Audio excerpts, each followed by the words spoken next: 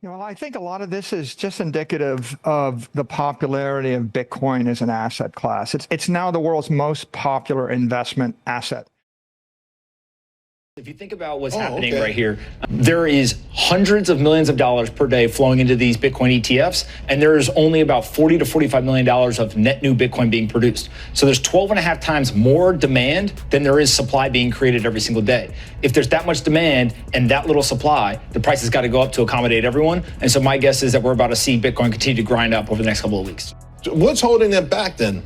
Well, the Bitcoin's not being held back, right? I mean, It was at 47 and went down to 40,000 because everyone was dumping GBTC. Now, all of a sudden, we're back to 50,000. I think 50,000 is a psychological level as well. People get really excited. They say, hey, we're going back towards all-time highs. And as soon as Bitcoiners start saying it, somehow it usually happens. It does, right?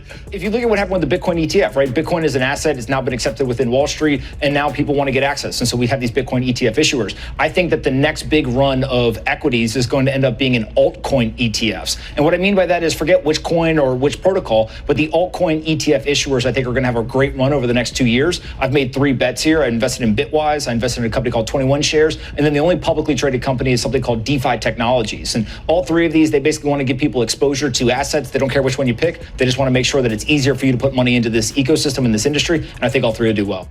What's the all-time high? The all-time high is $69,000.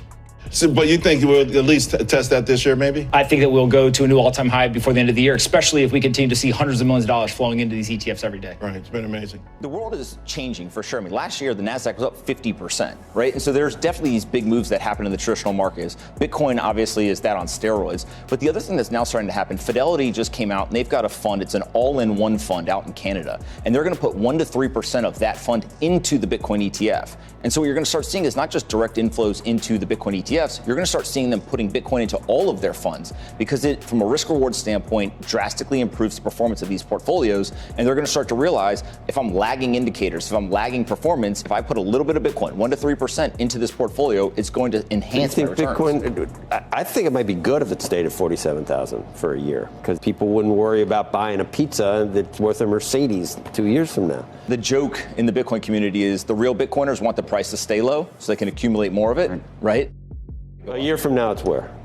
Oh, it's much higher. I think that if this continues, if we have 12 and a half times more demand than we do incoming daily supply, and remember the halving is coming, so we're going to go from 900 Bitcoin to 450 Bitcoin a day. I mean, this thing's going back to its all-time high. It's pretty much guaranteed. Well, I think a lot of this is just indicative of the popularity of Bitcoin as an asset class. It's now the world's most popular investment asset. It's novel, it's digital, it's global, it's unique, and it's uncorrelated to traditional risk assets because it doesn't come with exposure to any given country, currency, company, quarterly result, product cycle, competitor, not to weather, not to war, not to an employee base or supply chain. And so that makes it a natural addition to the portfolio of a responsible investor. There's 10 years of pent-up demand. People have been waiting for these ETFs, and finally, mainstream investors are able to access Bitcoin. And I think that's what's driving the surge of capital in the asset class. And initially, there was a rebalancing as people were moving capital between the futures market and the miners and MicroStrategy and the ETFs. But following that rebalancing, I think the assets found its footing. And now people are beginning to realize that there's 10 times as much demand for Bitcoin coming in through these ETFs as there is supply coming from the natural sellers who are the miners.